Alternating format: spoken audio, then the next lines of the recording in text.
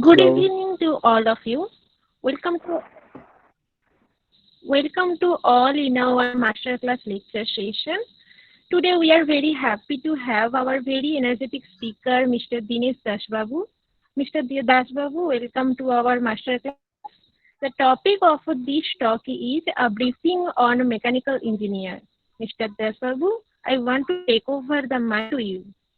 Yeah. Thank you for giving me this chance to talk to our, young aspirants. So, you can stop me in middle and ask any question if you would like.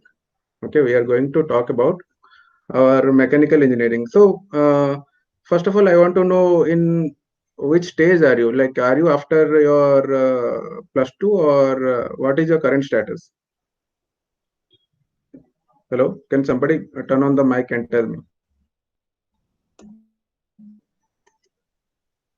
Hello, anybody? Okay, there Hello. is Sir, one response in the Bosundhara chat box. already wrote. Vasundhara is saying he will Uh, come Class class 12, 12. sir. Okay, class 12. Then it's fine. Hello. So you have just passed. Jaya is saying Yeah, she yeah. is class 12. Okay. So you all are very, energetic young people. Plus, completed your plus two and are planning to go for higher education. So suppose you plan to take mechanical engineering. What should be your, motive in taking behind this mechanical engineering? Who should take it and why? The answer is very simple. Like mechanical engineering deals with machineries and their working principles, how it works. Any kind of machine, it can be as big as a rocket or any kind of reactors, industries, factories, and the principles governing those machines and the machinery is required to operate it. All those things comes under mechanical engineering. So it's a professional program which will be available to you after your plus two. So mechanical engineering can be broadly classified as the work can be broadly classified as this four groups like design, manufacturing, production, or analysis. Design means suppose you are making a bike. Let's take an example of a bike.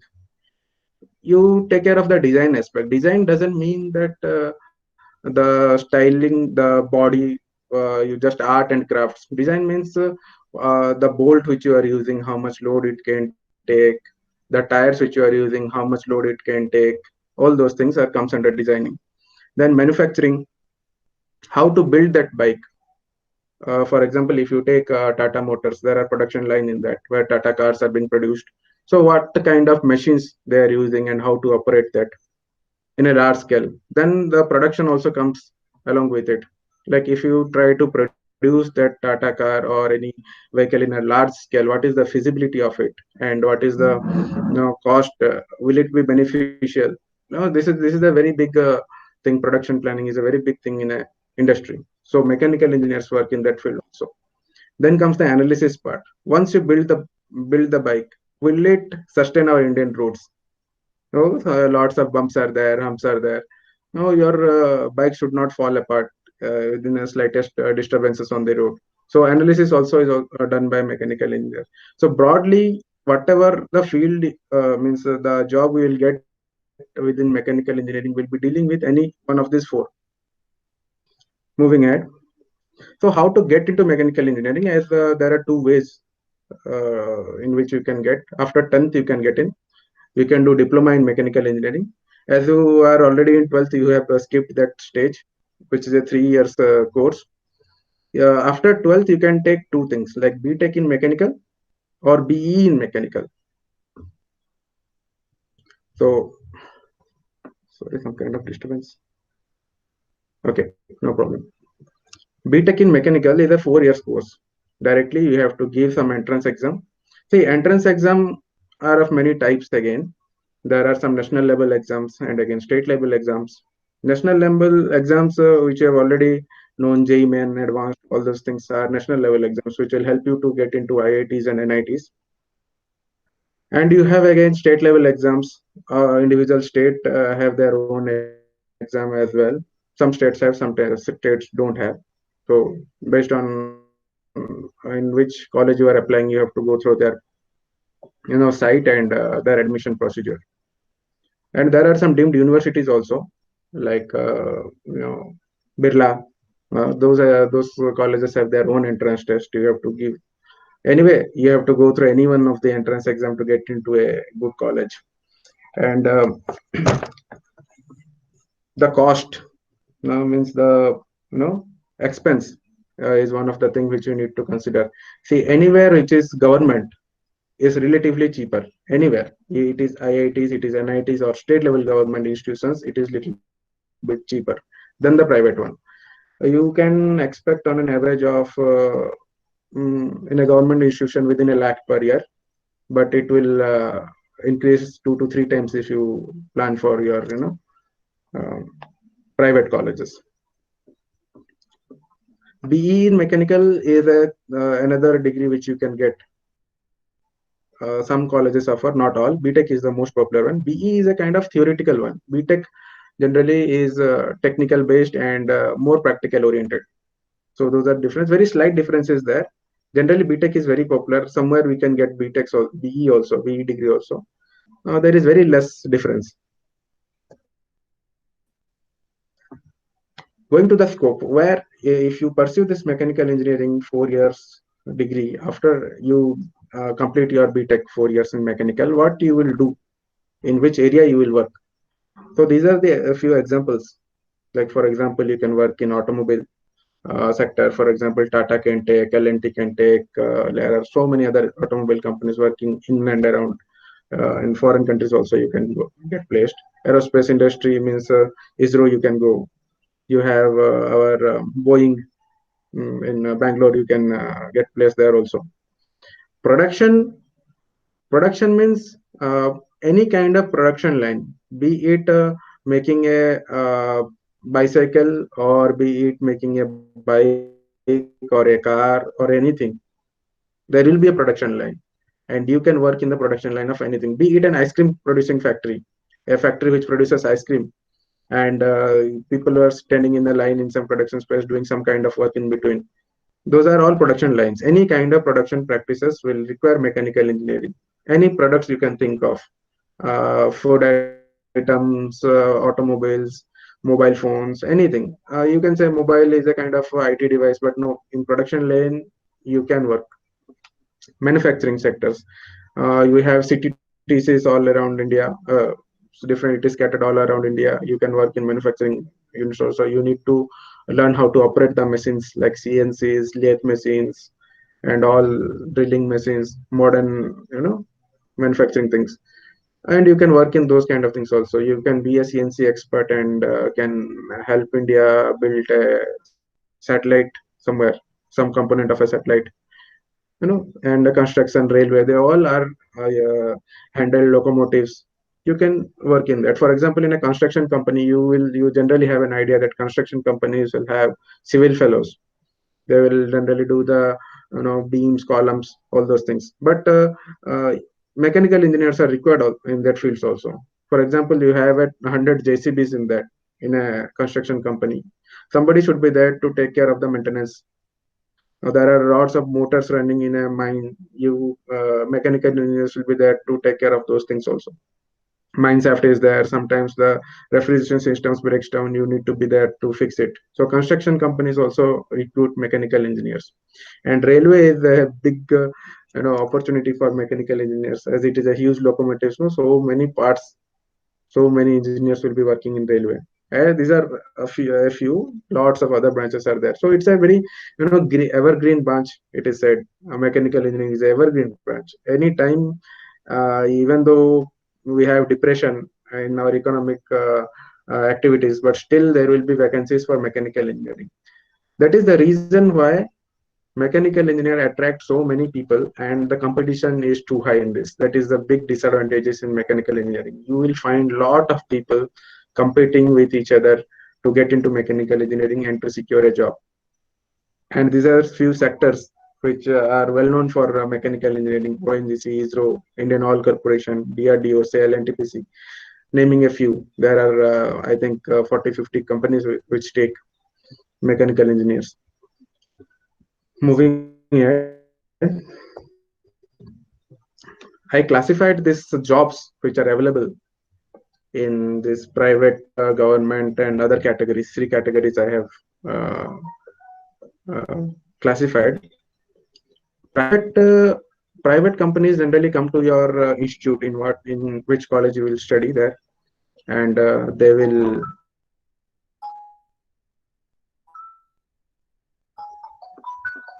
and for example, L&T will come, and they will offer you some post, and they will have some fixed package in that, like for example 7 lakhs or 8 lakhs. You will get around, you can generally expect around 3.6 to 10 lakhs per annum. If you get more than 10 lakhs, you are super lucky, but generally you will get around that, 3.6 to 10 lakhs per annum. That is campus placement. Directly you can get into a good college, and companies will come to your college and directly take. Generally, see, most of us, like some of us will get into IITs and some of us will get into NITs. Most of us will be landing into some of the other colleges, like state level government colleges or some deemed universities. There, if you take the recent market, how it is working, very less companies are coming on core branch, means only for mechanical. Generally, this is IT sector which takes lots of people in there. That is, you can say this is not a mechanical department, mechanical engineering job, but they recruit mechanical engineer as they have some IT background during their BTech. They take us, they train, and some people work. Generally, around 3.6 lakhs per annum you will get. Then you can go ahead, do some computer course and stay there. Or another thing, you can go for core companies which will be paying very less, around maybe 18,000 per month, like that. You can expect in core companies. Some, if you are in IITs or NITs, you will definitely having good companies. Like, for example, L&T will take, or some mechanical turbine manufacturing companies will come and they will give you very good salaries. But you should know before joining a college that sorry, how much placement they are getting.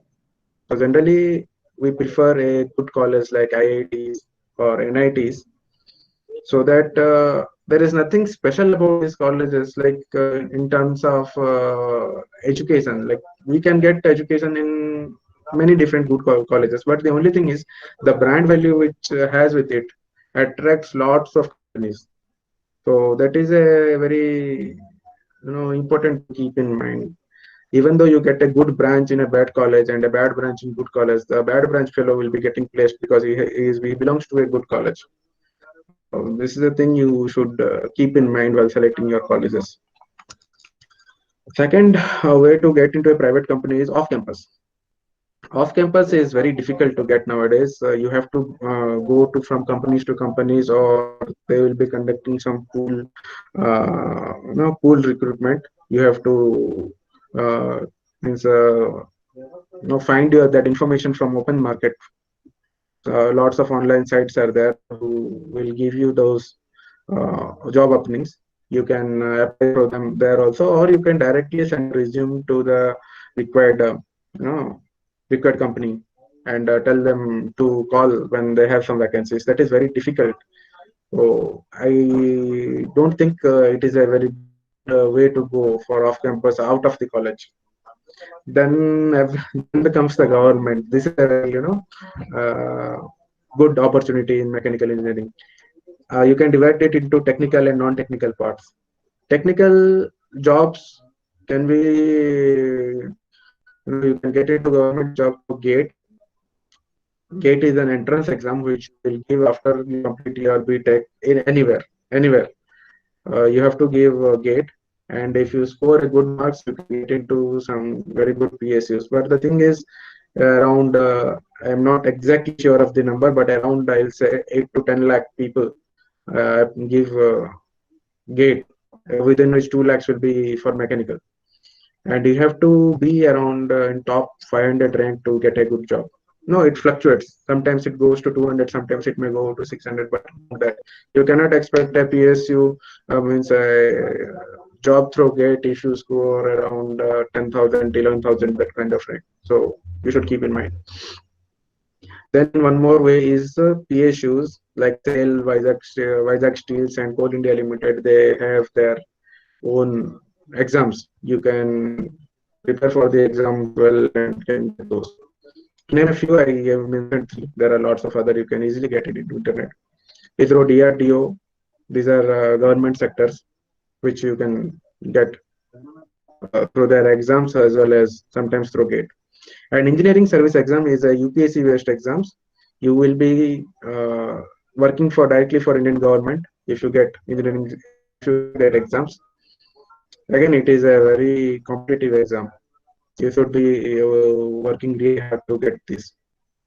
Coming to the non-technical part, we have RRBJ and our civil services exams like IAS, IPS, IRS. Those also have the mechanical branch in that. You can uh, write the mechanical paper, which most of people doesn't take the mechanical paper, but it is a way to end up in becoming an IAS or IPS officer. So after BTech, you can pursue that line also. IPS is generally banking. If you want to get into any kind of bank activities, so that is not a technically related to mechanical engineering, but they accept us. So we have to think of that also. Some of you may go into IBPS also. RBI, CDS is Civil Defense Service, so you can get into defense. Of these two, which is running after the jobs after BTech, those two things like private and government companies. If you don't fall into any of these categories, there are another category which is MBA. MBA in IIM. See, I specifically mentioned IIM here because doing in a premier institute, MBA in a premier institute like some IIM Ahmedabad or any of these top tier IIM gives you the best in class package. You can expect around 25 lakhs per annum, and along with it comes the perks and benefits also. You can be a mechanical engineer and you have an MBA degree, and you can be a manager of any of these automobile or managerial positions of any of these companies or any of the sectors which I have mentioned before. So this is a very interesting thing. Then comes MTech and PhD. See, the next degree after MTech, BTech is MTech, means Master in Technology. And after MTech, you can pursue PhD. This field is completely, you can say, research and development activities. See, I belong from PhD. I am doing my PhD from IIT Tirupati, as you can have already seen from the prospectus. So research and development activities is a big way. Uh, means, just a sec. See, every government organization, for example, ISRO needs some components or some parts, some machineries. He cannot produce all those components by itself. Like some parts need some new technologies to so they give those projects to our IITs and NITs. Teachers or faculties from those institutes take those projects, and as a PhD fellow, you will have the opportunity to work in such kind of projects. For if you take me, I am working in a project from DST, Department of Science and Technology. In that project, I am working upon, and I am building a hydrogen compressor for the society. Whatever the work which you do as a PhD will be helpful for the for your society in the future days to come. Maybe not now, maybe not within 5 years, but after 10 years, your technology and your work can produce some good products which can come into market. And you might have seen many flop products also. Not every PhD is good, but it is a try. So people are trying to produce something or the other, not for the benefit of mankind. That is that comes under R&D. R&D you can do it in two ways. You end up in an educational institutions like IIT, NITs, or some private, some deemed universities. They are doing good R&D work. You can be a scientist over there, or you can say a researcher over there, and can contribute to society in that way.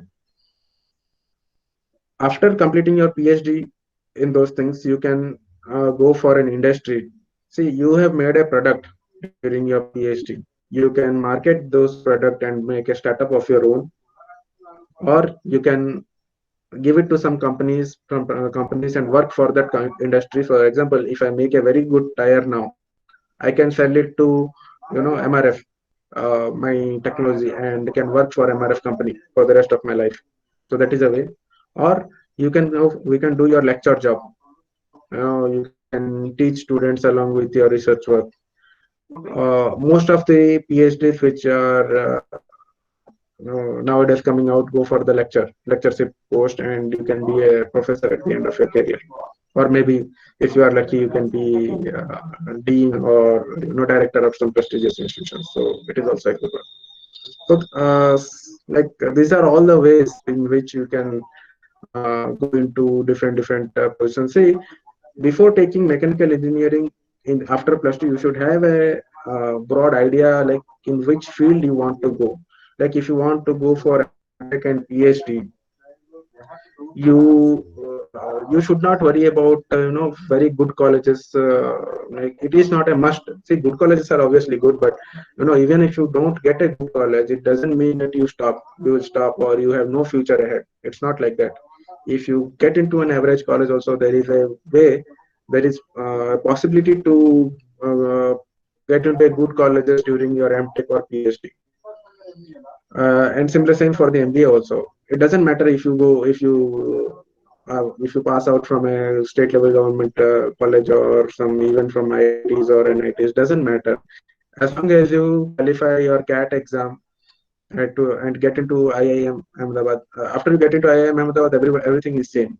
You can get an MBA from there and can get a very good package. But other than that, if you aim for a job and any of these things, government, private, technical, non-technical, off campus, on campus, any of these things, so you definitely need to target for a good college. Good college attracts good placements, and good placements you know are very rare nowadays, so you need to be working really hard to get into a good college. So thank you for listening to me. Now I can answer your questions if you have any. Thank you so much, sir, for this informative lecture. So, if anyone is having any question, please put Yeah. them in the chat box. And as we can see, we already have one question from Shubham Ghosh, who is asking, "Sir, can you please tell us how much So where is important?" it? Yeah. Yeah, if you go to the chat box, I can read it out for you. So the question is, "Sir, can you please?" See, I have nothing in my chat box. Yeah. You can see nothing in the chat box.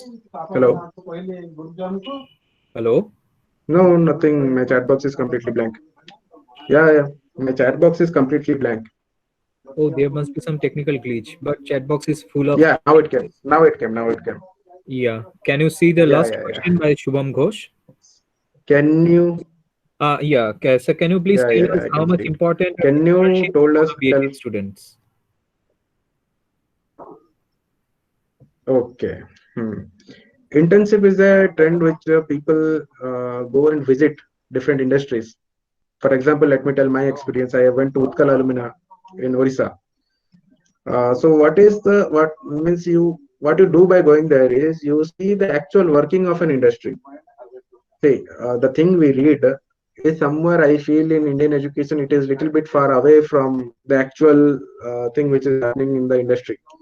So when you go for an internship, you really see what people are actually doing. See, people always say that if you go into a bar, you will be a atomic researcher or anything like that. If you go into a bar, people think like that. If you go into ISRO, people think that you will be mm, building satellite parts, or really as you see in movies like that thing. It creates an imprint in our mind, the thing which is all around in our society. But if you go to actually go and see how people are working over there, like which post within bar is actually doing the R&D, and which post is generally sitting in front of a computer monitoring the processes. So there are always a bright and a dark side in every industry. For example, if you take Hindustan Aeronautics Limited, you can see many engineers sitting all day in front of a computer, just monitoring the processes which are going on. And in the same place, there are some engineers which which really draw the parts of our Sukhoi, and they test it there. They really do the casting processes of the turbine. So not all posts give you job satisfaction. So once you get into an industry for an internship, you will see how the company really work, which kind of post and what are the posts if you apply for will give you job satisfaction. Are the people happy there? See, money, we get money everywhere, but job satisfaction is another thing which we should really aim for. If you ask me, I am doing PhD. If I am not happy by doing PhD just for money, I cannot sustain in this field for long. So internship can be a great deal, can help you in a great deal by giving you the actual look into the industries which you are planning to go. So I suggest you take some internship during your BTech time, third year or fourth year, or maybe in second year also you can go. But I prefer that you go by third year or fourth year, so that you have some background knowledge before going. And for example, if you want to go into ISRO, you can do an internship on in HAL and see how things are working on there. Or if you want to go join a private company like Birla or Tata, somewhere, something like that. So you go there and see how it is work. It is up to your college and up to your connections to get an internship. Yeah. Yeah, thanks a Did I lot. answer I you? think Yeah, I understand, sir. this addresses his question. And thanks again, sir, for joining us Yeah. and managing your busy schedule and compromising with that. Thanks again, sir. Thanks a lot. Yeah, I got another question. Can I take some few minutes? Let me answer Yeah, one yeah, more sure, question. sure, sure. One question from Joya. She's asking, is the Uh, right way to prepare yeah, yeah. for IAS after doing BTech in mechanical? Because I have heard that many of the selected candidates are from humanities subject, not from science background. Yeah, that is a very good question actually. Practical question. I think she met some of the aspirants.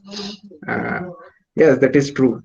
Because humanities subjects, for example, I haven't read that, but so I cannot give some accurate example. But people say that humanities subject is a kind of a limited subject, limited syllabus.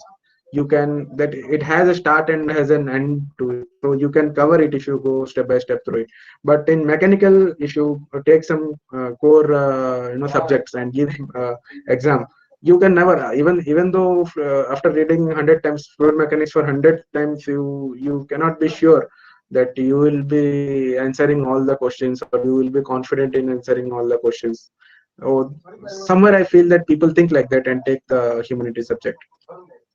So it is up to you. You can take previous IAS questions and see that whether you can really answer those questions on your own, or you prefer some non from humanity subject. You have to check it for yourself. Yeah, but according to me, that after doing engineering, you have a job security. Yeah, nothing is secure in this world right now. Job security is, people go for government job for job security, that nobody can push you out of your job. But nowadays I feel that there is no such thing as job security. If you do your work properly, you have your job. If you don't do, you don't have a job. See, we are not politicians. No, even though you don't do work also, people will give vote. It's not like that. See, I am working in a government institutions. If I don't do my work, I'll be kicked out of the college. So job security is all about your work and your commitment to the job. Yeah, did I answer you? I think this addresses our question also. Thanks a lot, sir. Thanks again for joining us Yeah, this evening. thank you. So we Okay, now move forward to the next take care. Bye. topic. Bye, bye, sir. Goodbye, sir. So we now move forward Good. to the next topic of this session, which will be delivered by Mr. Dipankar Sen. The topic of his talk is Optics and Photonics, Weapon to Untangle the Mysteries of the Universe. This is one of the most awaited talks of this session, and he is joining us from Texas, USA. So I think it must be early morning there. So good morning to you. Welcome to the session. Can you hear me? Yeah, I can hear you. Can you hear me? Yes, sir. You are perfectly audible. Okay. Thank you for such a nice introduction. Yeah, it's an early morning, and yeah, in India it's kind of evening. So good evening to you. And also, I want to thank Masterclass for inviting me and amending the schedule because of my time zone. So, shall I proceed? Or Yes, we are good to go. The screen is okay, yours. thank you.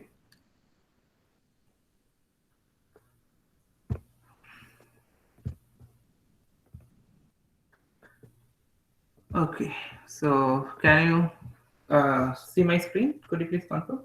Yeah, it's perfect. Okay. So, yeah. So, at first, let me thank all of the masterclass people for inviting me, and especially Kuntal and Devasrita to as they contacted me and arranged this meeting. So, let me start my topic. So, my topic of the talk is optics and photonics, weapon to untangle the mysteries of the universe. So, actually, we think that this is a part of physics, and unfortunately, it is not getting that much attention in India. So that's why I just try to I'm trying to inform you that how actually this field is connected to every field of physics.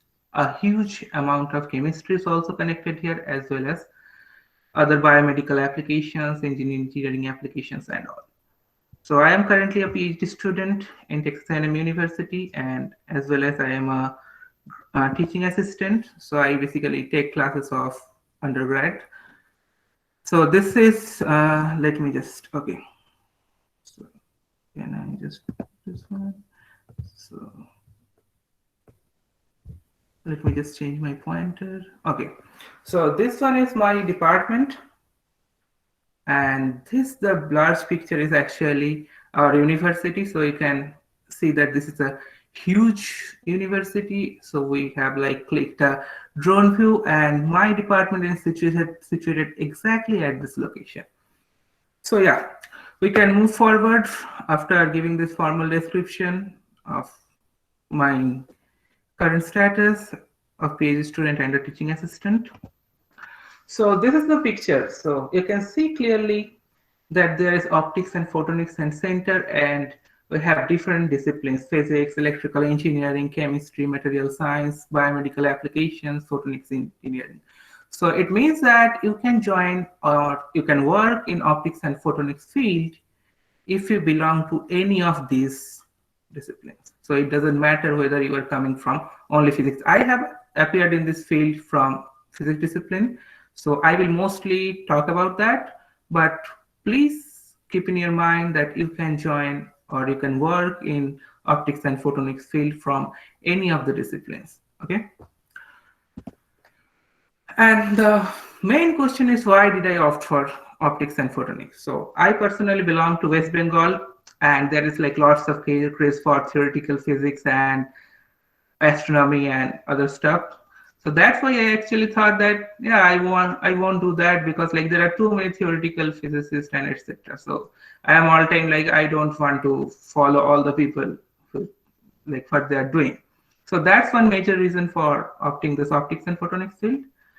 And also sometimes I think like okay, it's fine, so there are so many things that are happening in outer space, cosmos, and etc. Everything is cool, but that don't have exactly direct application in our real life. The normal people, common mass, don't get benefited from those kind of stuff. So that's a huge project. That's fine. So that's kind of mesmerizing. So we are going to like moon. We are discovering black hole. It's fine, but there is not any direct application in human life. So that's the another reason for choosing me. And yeah, also as a child or like during my adolescence or teenage, whatever you can say, I usually get attracted by lasers and LEDs. And but still, That time I didn't know from of this field. So this particular invention, this Nobel Prize in 2014, that came for blue LED. That actually kind of let me decide to join this particular field. So let me just go through a little bit from the history to the current time. And as most of the participants maybe do belong to 9 to 12 background, so that's why I thought that let me just go through history, that how the history of optics and photonics evolved. And also the Nobel Prize is something which attracts like young mind, right? So that's why I thought to talk about this particular thing. So the first ever Nobel Prize which came in the field of optics and photonics is for Michelson's interferometer. So if you know about Michelson interferometer, I think some people of you guys know that the result of this Michelson interferometer. So this is one of the experiments which actually led Einstein to propose this special theory of relativity. There is a concept of ether and etc. So I won't go in much detail. And another thing which is pretty much interesting is that you know that in 2016 the gravitational wave was detected, right? So actually this Michelson interferometer was used for the detection. So you can see that optics and photonics is not about only optics and photonics. It has connection with other stuffs also, like interstellar, like the stuff which comes from space and outer world and something like this. And the second one is was awarded to Dr. C.V. Raman or Sir C.V. Raman. So he is only one Indian physicist who got Nobel Prize. Yeah, there is another one Indian American physicist who got Nobel. That's Chandrasekhar for his Chandrasekhar limit, but I don't want to say because he was American then. So C.V. Raman was the only one Indian who was awarded with Nobel Prize for something which is known as Raman effect. This Raman effect can use in material identification, the imaging of small molecules like nucleic acids. So it has a huge application in biomedical field also. So let me just move forward. The next one was awarded to Frederick Zerning in 1953 for his demonstration of phase contrast method. So earlier what happened that we were unable to see the structure of cells and etc. by using bright light microscope. So he actually proposed a method where we can see the cell structure and other thing without using a dye. So whenever we use a dye, there's a huge probability that the cell might die or something. So by his method, we can see actually the cellular structure of live cell. So it's not going to be dead or something. So this has a huge impact in the field of biomedical applications. And the next one is one of the greatest discoveries in the field of optics and photonics, which was awarded to Willis Lamb for the fine structure of hydrogen spectrum. So Willis Lamb is not about only the fine structure of hydrogen spectrum. He had done, actually his group has done a huge amount of work in the field of optics and photonics, mostly. Even the first laser which was prepared by Myman, so Myman was his PhD student. And even if we go to quantum optics, quantum theory of laser, that was actually done by Willis Lamb and another guy known as Merlin Scully. So Merlin Scully was also a big guy. So he was his PhD student. He was PhD student of Lamb. And he actually, the Merlin Scully, I'm talking about Merlin Scully. So he actually won everything till date except Nobel Prize. The highest award of the optics and photonics field, which is Eves Medal, he won. And fortunately, like he is the director of the IQSC, so and he's also a co-PI of mine. So that's a nice experience actually. If I just move forward, the next one was awarded to Prokhorov and Towns in 1964 for the theory, the first theory of laser or something known as masers. So laser is like light amplification by stimulated emission of radiation, and maser is microwave amplification by stimulated emission of radiation. Okay, so this maser was used in the field of astronomy in a huge proportion. Even it helped to discover different complex molecules and space, and also it was used to measure the mass of a supermassive black hole at the center of Milky Way. So these are everything comes from optics and photonics. So you can understand that it has huge application in astronomy and space sciences as well. So let me just move forward. So the next one was awarded to Denis Gabor in 1971 for his invention and development of holographic method. So you know about different shows of holograph, which is like quite like available nowadays. It can be used as used for data storage, image processing, optical computing as well.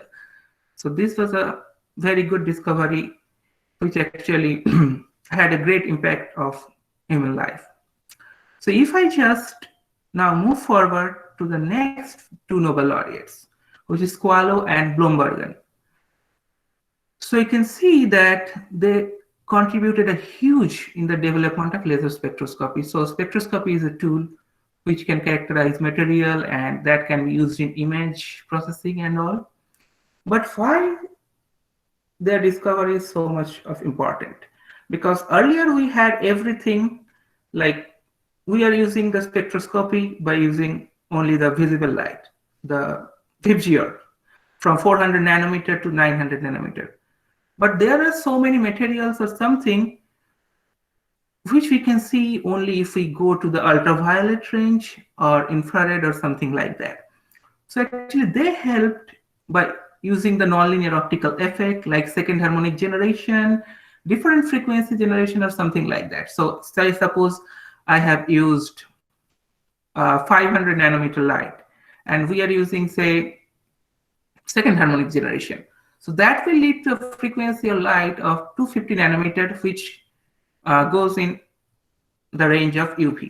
So you can see that if I can produce that light, we can see the object which are not visible in visible ray, but they are visible in ultraviolet ray. So something like that. So they have used these nonlinear optical tools to improve the spectroscopy techniques, and now for them we can see the stuff by using infrared and ultraviolet rays. So let me just move forward. This was one of the greatest discovery, as you can say, so by Stephen Chu, Cohen Tanoji, and William Phillips. So they actually developed a method to cool and trap atoms with light. So there is something, if you know, or maybe I don't know, I think few of you have heard about something known as laser cooling. So by using this technique, we can go to very low temperature, near absolute zero. And in that temperature, we see that the physics of materials change drastically. And this time, if we go to this temperature, we can achieve superconductivity in many materials. So that is also kind of helpful in the field of material sciences, as well as it is helping for solving the problem of superconductivity, because the main motivation to get a superconductivity, so if we can get superconductivity only if we go to the very low temperature, and this temperature is known as like critical temperature or something, and this is very low for many of the materials. And we are now trying to find some materials which can show superconductivity in room temperature. So if we get that kind of material, we don't need to do this kind of cooling and etc. stuff, because this is like kind of costly.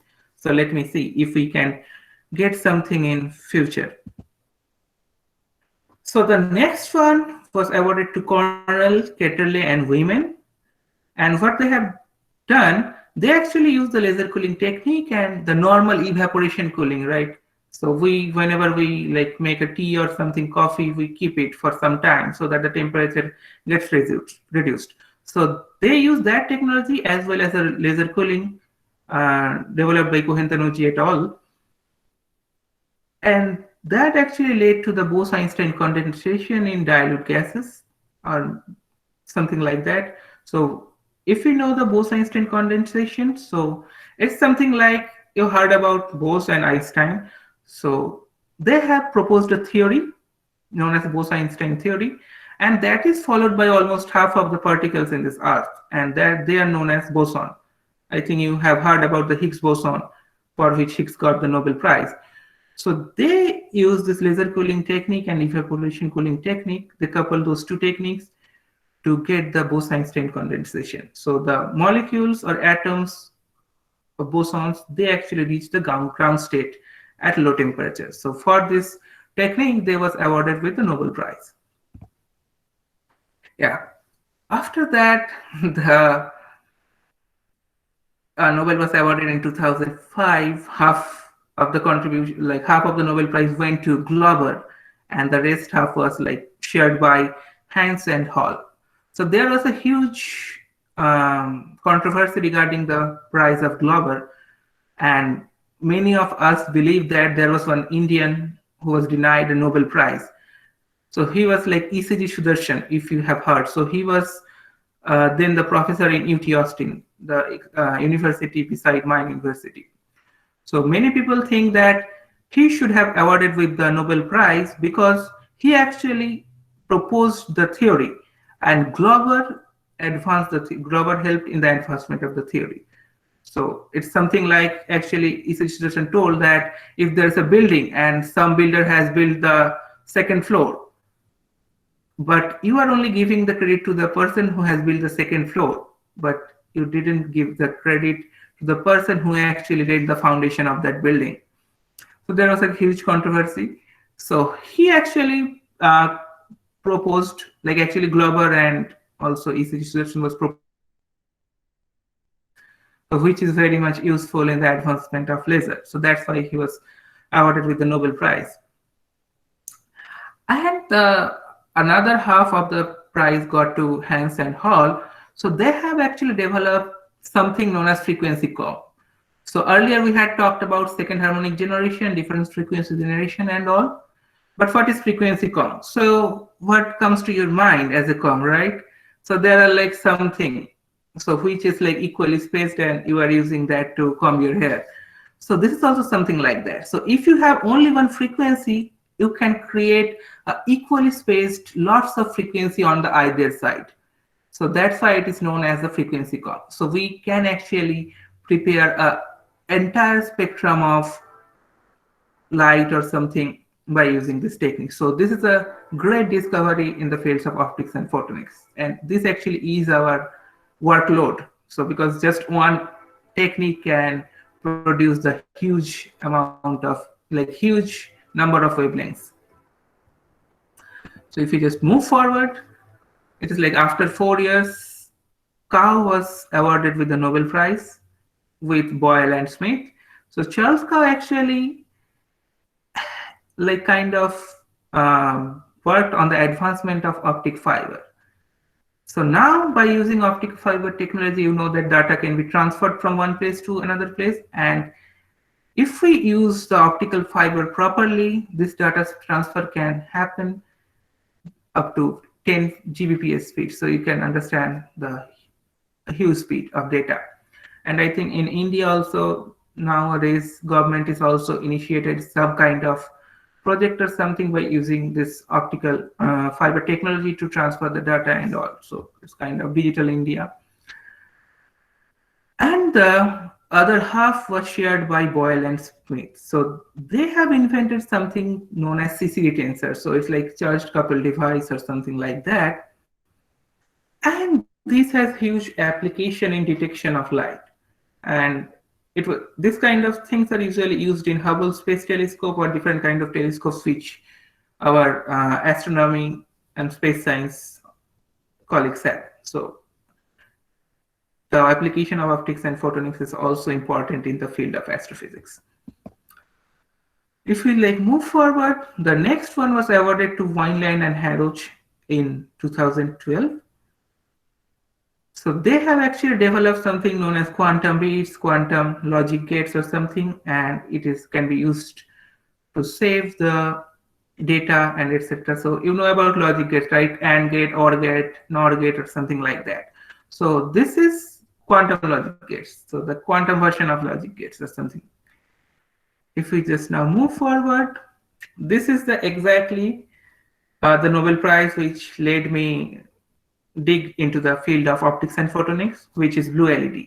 So it was awarded to Akasaki, Amano, and Nakamura is holding a blue LED. So what happened, you know that there are like three major color, right? Red, green, and blue. If you have these three colors with you, you can prepare every kind of color.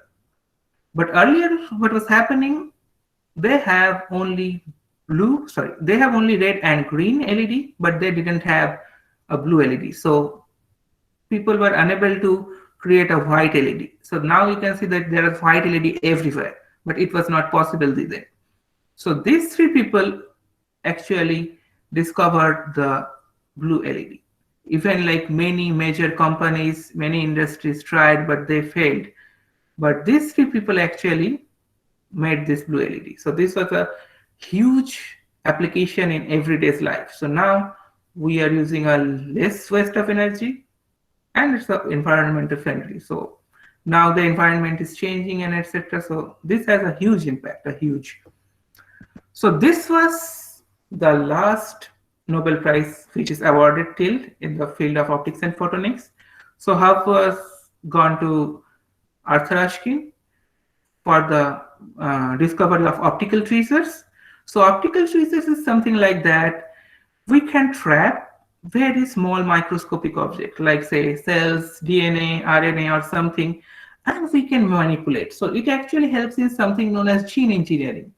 So we can actually prevent many kind of like diseases or something if we can manipulate the genetic materials of the viruses and all. So this is something which is known as optical tweezers, and it has a huge application in the field of biomedics. And the other half of the prize was awarded to Gerard Mourou and Donna Strickland. So Gerard Mourou was the PhD supervisor of Donna Strickland, and they got awarded with the Nobel Prize for something which is known as chirped pulse amplification. So they have actually developed this technique, and this was helped to get an ultra short pulse. So the pulsed lasers, which has a duration in the femtosecond, so 10 to the power minus femtosecond, to attosecond, which is 10 to the power minus 18 second. So if we can get light pulse of that much short time duration, we can probe different chemical processes. We can see what is happening in the molecular level, how the chemical reaction works. So this has a huge implication, and now chirp pulse amplification is used widely. So we also use, everyone, I think the people who are in the field of laser or optics photonics, they use. And the nice thing is that this was discovered by Donna Strickland during her PhD time. So when I think she was 23 or 24 years. And another thing is that this was not published in very high reputed journal like Nature or Science or something. It was like published in some small journal known as Optics Communication, which has like near about only 2 impact factors. So you can understand there is like, they thought this is a small discovery and then it came out as big. So that's how we reach the current time in optics and photonics. So now, so we have already talked about too much about history.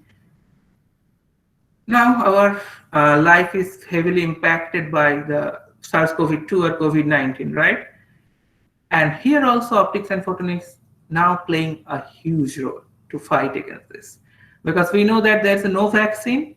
So the best way to slow the spread is the early detection and the sterilization of contaminated surfaces, because there can be indirect transmissions. So this is a picture of like thermal image.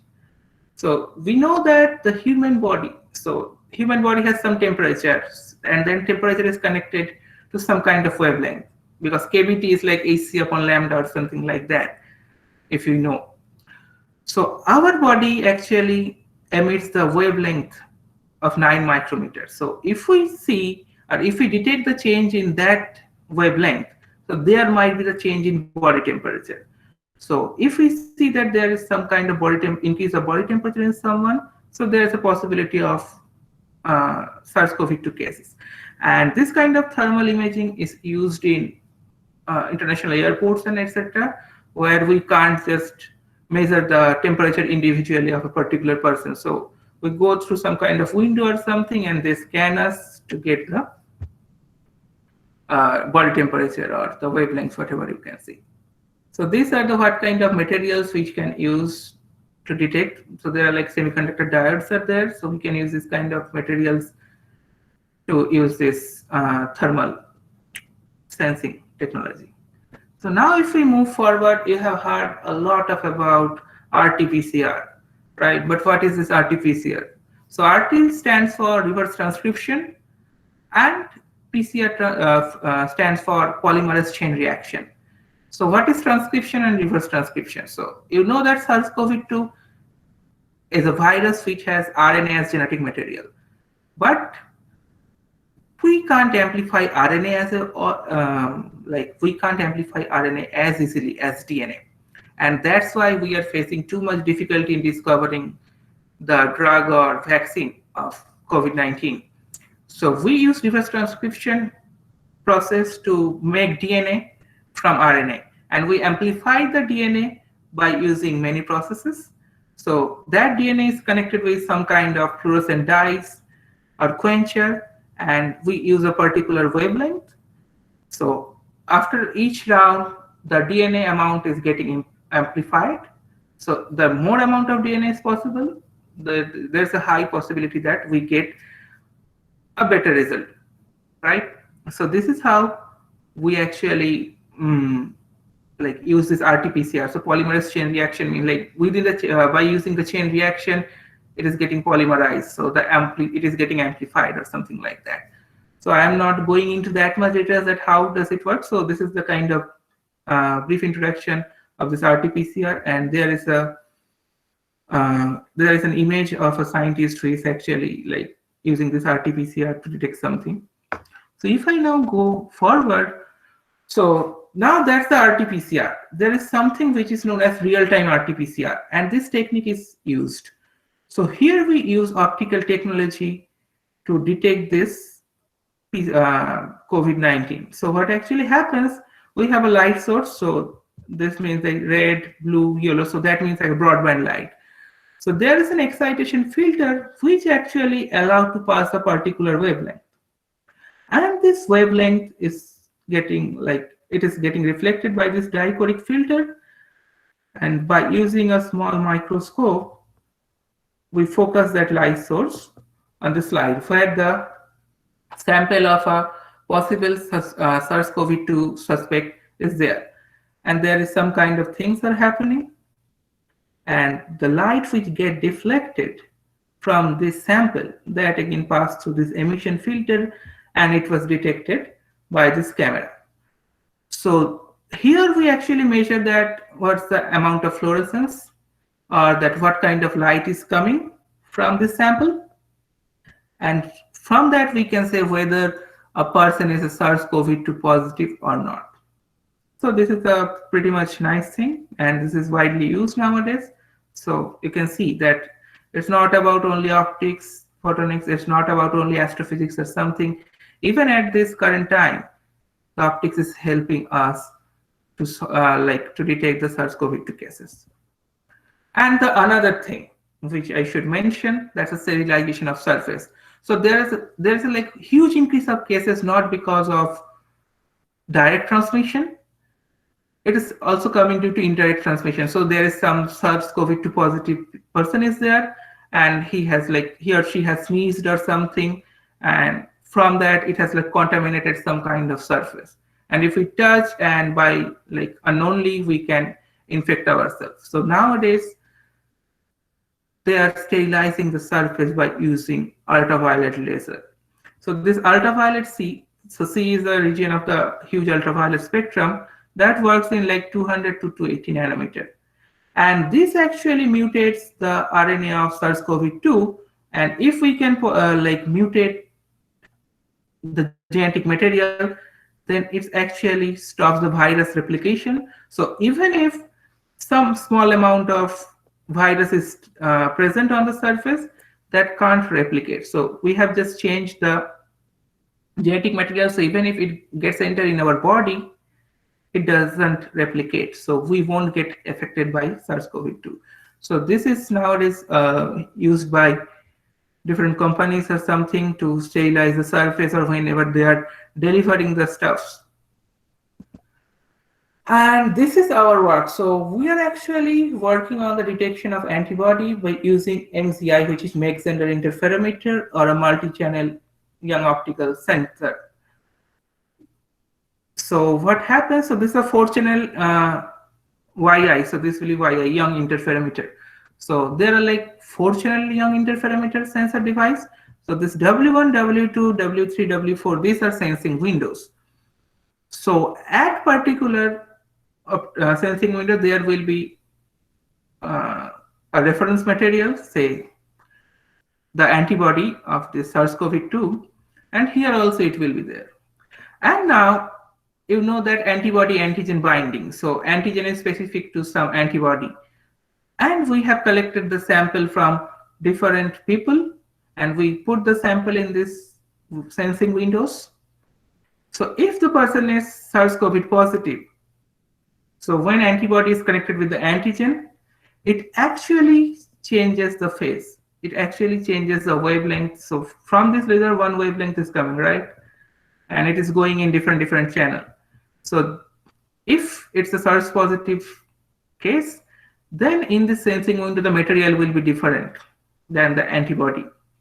So there will be change in like phase, and we will see that interferometer pattern in this screen will also change. So from that we can understand whether the person is SARS-CoV-2 positive or not.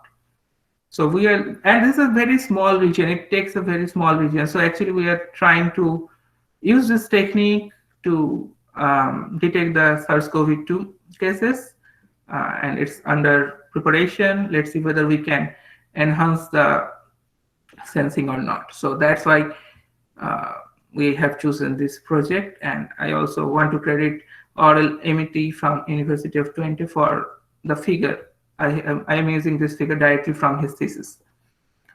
So this is what we are doing. So in our university, we are not only doing this, we are using different kind of techniques, and we have also prepared a testing kit, and they have already like awaiting for the acceptance of the patent. So we have filed the patent application for the testing kit.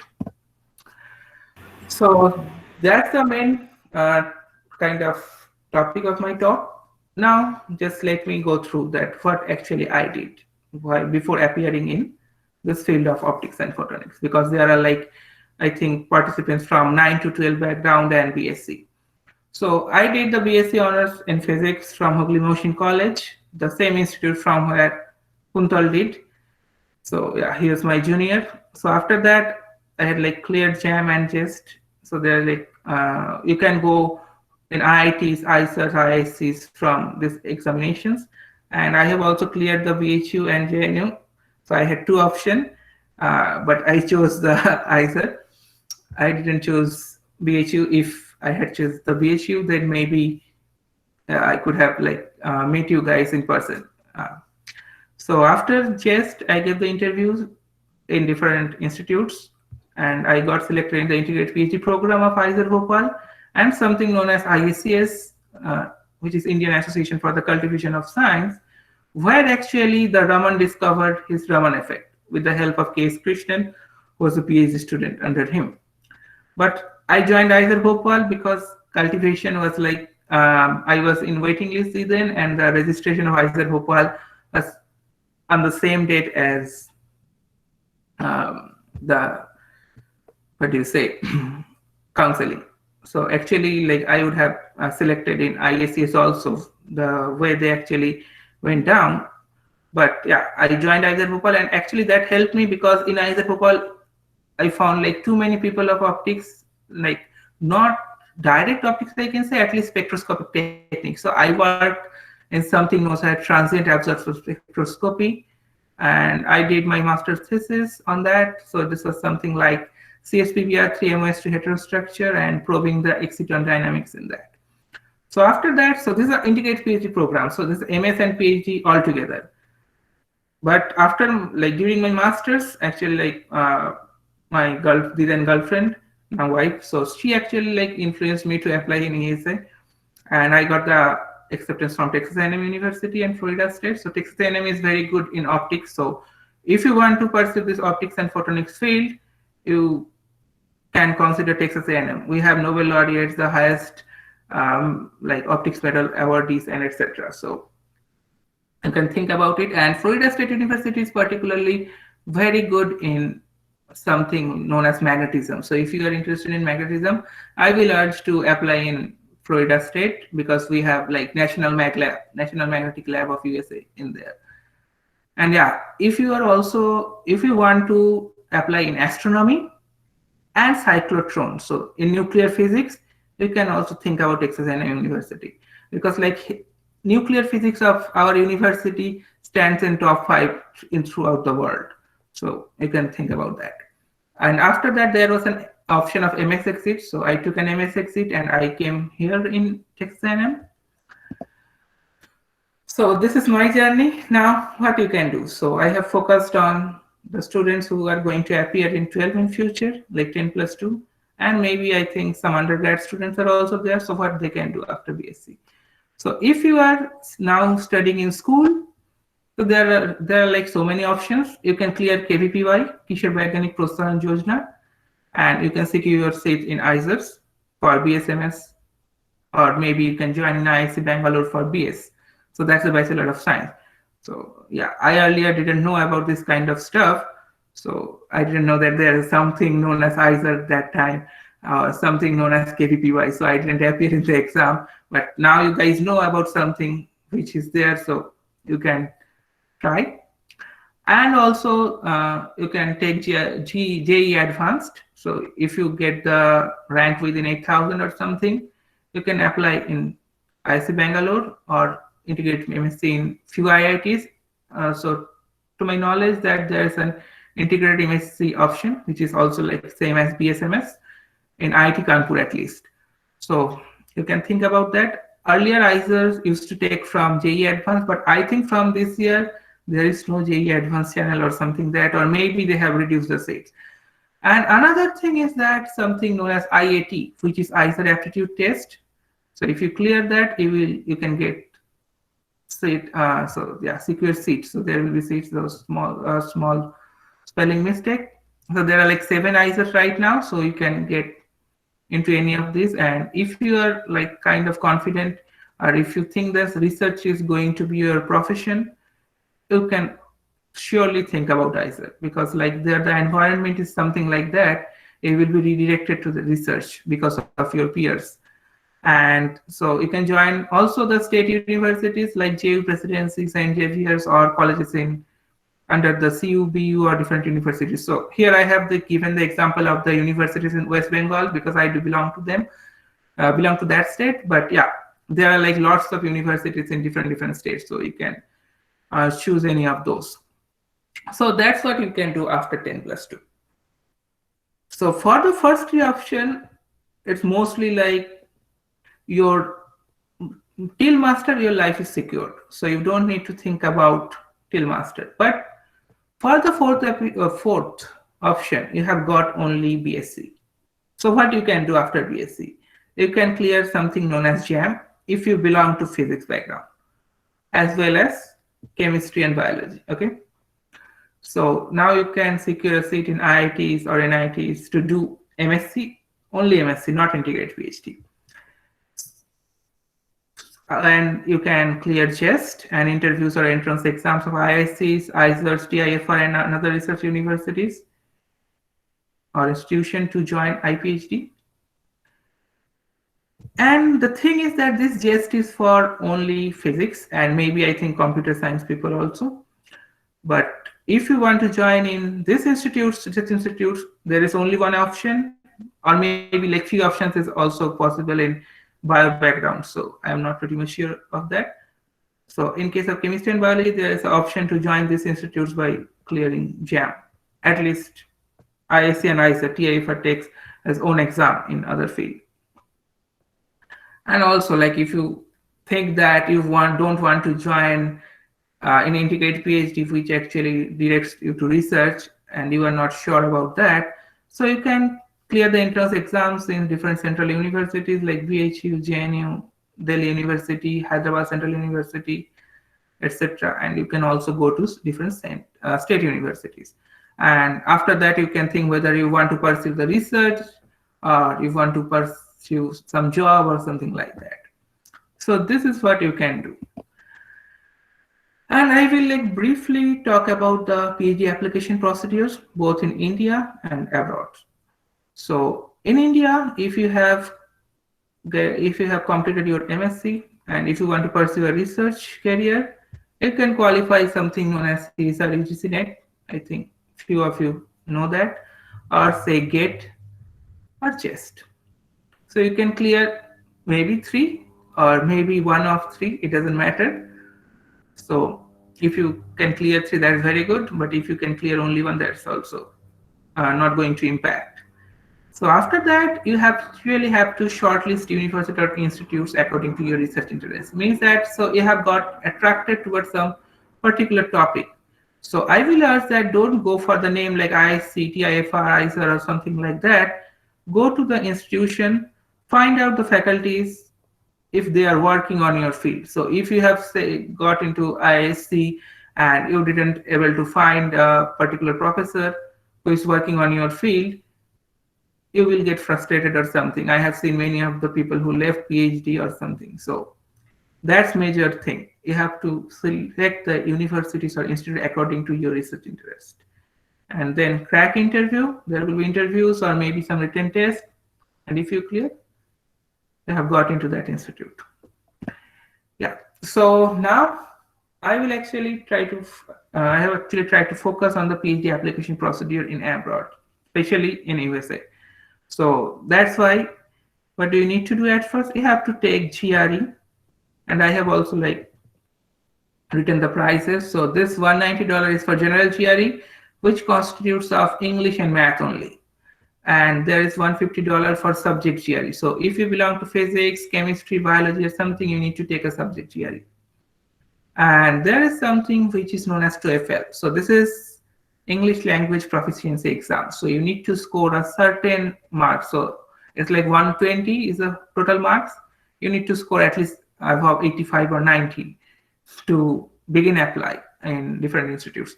And please remember, these are not entrance exam. So I think like one previous speaker told that it's entrance exam, but I think she is not pursuing PhD in US. So these are not entrance exam. It doesn't matter. Maybe you have scored in GRE or TOEFL, say 10 or 15 marks more than that, but there's a huge possibility you won't get accepted, but I will get the acceptance. So another thing is obviously select universities. So if you are say now in master first year or now you have like completed master's first year, so you should start selecting the universities according to your research interest. So don't follow the ranking. There are like bad faculties or bad researchers even in Harvard or Princeton. So don't follow the ranking. Just think about the research area where you are going to work. Is that good in that particular university? Is faculties are good there? So our faculties are good there. If good, then go for it. But here also you need to think about what did you score in your GRE and TOEFL. So some universities or some institute has some kind of like minimum points, but obviously that minimum points is not that much like kind of trivial. So say you have scored, so suppose say my university has like cutoff that you need to score in TOEFL more than 95. Say you have scored 90 to 93, but your other scores, the GRE is better, your research aptitude is very good, you have done very good internship, you can still apply because they will consider not only one thing, they will consider you as a whole. So this is GRE TOEFL, and the next step is very much important. That's the application. So you have to prepare a CV or resume. You have to write statement of purpose or research statement for different institutes where you are applying. And you need to get 3 letters of recommendation at least. So this letter of recommendation will be given by the professor under whom you are working as MS project, or under whom you have done some internships or something. And if you have done some internship in different companies, so you can get the letter of recommendation from your boss or something like that. So after that, they apply in different institute. And here also during the application, like all of the universities or institutions throughout the USA has some amount of fee, and that's not same in different universities. So you need to apply. You will get acceptance. After acceptance, it's not the only one step. So there comes a vital step, getting the visa. If you have got the acceptance but you didn't get the visa, you are not going to come in US. So you need to pay something known as service fee. So say you have got the acceptance of like 3-4 universities, or say 10 universities. So they will send you offer letter and you have to send it back to them. So you need to sign it whether you are accepting the offer or you are rejecting it. And you need to send it by usually 15th April. So that's usually the date. So you have selected a particular university where you want to join, and you have sent the application back to that university. They will send you something known as I-20, and you need to pay the service fee for that particular university or institute. And after that, you need to apply for visa. There will be something known as DS-160. So you need to pay $160. After that, there will be visa interview. If your visa interview got perfectly well, they will give you the visa within few days. And sometimes it happens in many fields like nuclear and etc. So they usually give something known as 221G. So that takes 4-5 week times, because nuclear science is something like people can use the confidential information and send to other countries, and that might be harmful for US. So that's why they take some kind of time to screen your background. And after getting everything, your visa is ready in hand, then take flight, book flight, join your dream university. So if I just like say convert into INR right now, so maybe in entire application processes and flight and etc., the cost would be like around 2 lakhs, less than more than that, depending on how many universities you are applying. So that's the entire like PhD application procedure in US. So that's the thing I wanted to focus a lot. So now it's okay. You have joined PhD, you have got the doctorate degree, but what's after that? After that, you need to get some kind of job or something to sustain yourself, right? So it's not like that you have to stay in academia and have to become a professor. There are like some non-academic career in optics and photonics also. So one is like traditional academic career. You go for postdoc and become a professor or research scientist in different universities or institutes. But for optics and photonics, the non-academic field is huge, and it will give you actually like it will pay you more money. So you can become optical engineer and research scientist in different companies. So why particularly that optical engineering I have written? So it doesn't matter if you have a BTech degree or not. If you just came from like physics background and got a PhD and your work is very good in say building instruments or say building the sensors, you will get the post of optical engineer. And I'm pretty much sure about that. Like few of my senior lab mates here actually joined industry as an optical engineer. So you can go for that also. And there is a huge demand of laser scientists in different defense organizations. So nowadays, laser is also like kind of laser and different kind of wavelength based weapons are used in defense organization. So there is a huge demand in defense organizations, including our BARC and DRDO in India. And another option is like you can become a scientist in medical research institutes. So I have told you about the SARS-CoV-2 cases and different kind of application. different kind of invention in optics field, which actually led to the advancement of medical field. So you can become scientist there also. And there are many more job available in non-academia too, if you pursue this optics and photonics field. So that's it. So that's what I just wanted to say from the history of optics and photonics and how the optics and photonics is working in the current scenario of COVID-19, and how can you get into this field and what can you do after getting a PhD or something. So that's just I wanted to say, and thank you all for the attention, and thank you for inviting me to present a talk. Yeah, that's it. Thanks a lot, sir. It was beautiful to retrace the history of research, path-breaking researches in optics, to revisit the Nobel Prize awardees. The list was quite long, as I can see. We should realize how important is the field of light and matter as a field of research, that it has managed to secure a number of Nobel Prizes in physics. And thanks for also highlighting the significant part on the research on SARS-CoV virus. This is quite significant in the perspective of present time. And thanks for pointing out the point that exams like GRE and TOEFL are only the necessary condition, but not the sufficient condition to secure a place in abroad. So we have a question in the chat box, which asks, so what are the basic difference in doing research in specifically, between India and abroad or USA? Okay, so it's like that. If you focus in the research stuff in India, it is mostly theory based, at least in physics. Somehow, I don't know, our government or different organization don't want to prove something in applied field, even if we are like talking about the Atmanirbhar Bharat, but still the funding is a huge issue. So like students are mostly, or faculties or people are mostly like interested in some theoretical field, some aspects of astronomy, space science, and etc.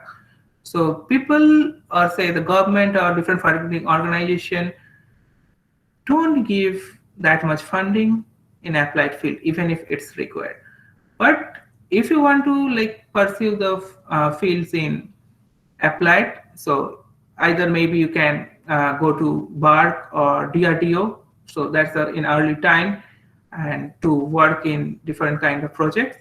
But if you want to like do something on your own, it's very unlikely that you will get huge amount of scope in India, because like there are only few institutions like IISER Bhopal. There are like so many people on spectroscopy and like in some applications of optics and photonics, but it's not like the same in other institutions. So that's another thing, that there is very less funding, there is very less opportunity to pursue a PhD in applied field.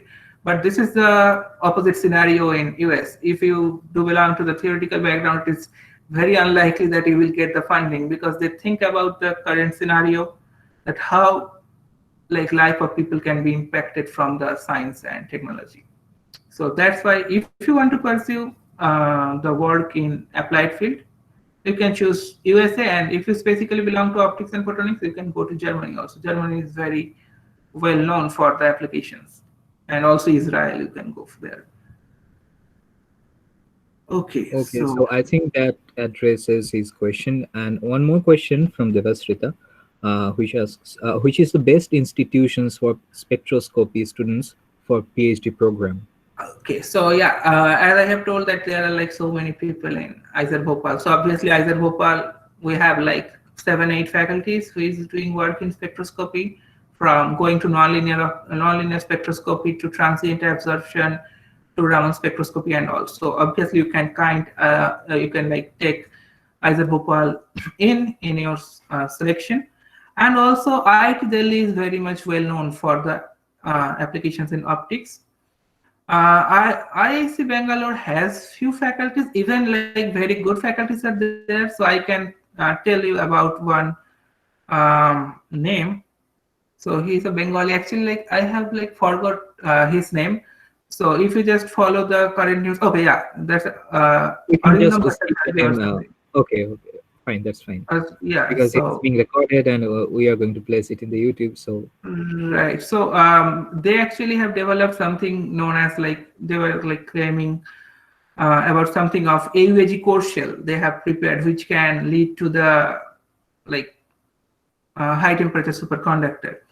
So he is a very good person, and he got the Shanti Bhatnagar. So this kind of faculties are, I think, everywhere in different organization. You need to find them, but particularly saying, I think IIT Delhi and IISER Bhopal has huge number of professors who is working in this field. Specifically, IISER Bhopal and IIT Delhi, that I can say. okay, thanks. I think this addresses our question as well. And thanks again, sir, for joining us. I don't know what to say this evening or this morning. As for this morning, Yeah, everything is it's good. for my morning. In case of you Yeah, guys, it's like you're going to night. So yeah, and yeah, thank we you are. for amending the schedule according to like my time. So yeah, thank you for that. Yeah, thanks a lot, sir, again. And now we have to wrap up this session.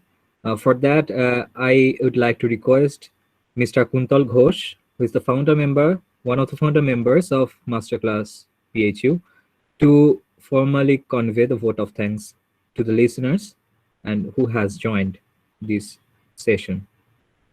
Mr. Ghosh, are you there? Okay, I think some network problem is prevailing with him till now. So in that case, on Okay, behalf of yeah, can I just say yes, yes, sir. one thing? So yeah, Yes, actually, like I told the professor name correctly, but the surname wrong. So it's Arindam Ghosh. Okay, so I just want okay, to like make it correct. So this is Arindam Ghosh from IIT Bangalore. okay, we got it. So I think Mr. Ghosh has managed to join this meeting again. Mr. Ghosh, are you there? Then I would like to request you to convey the vote of thanks.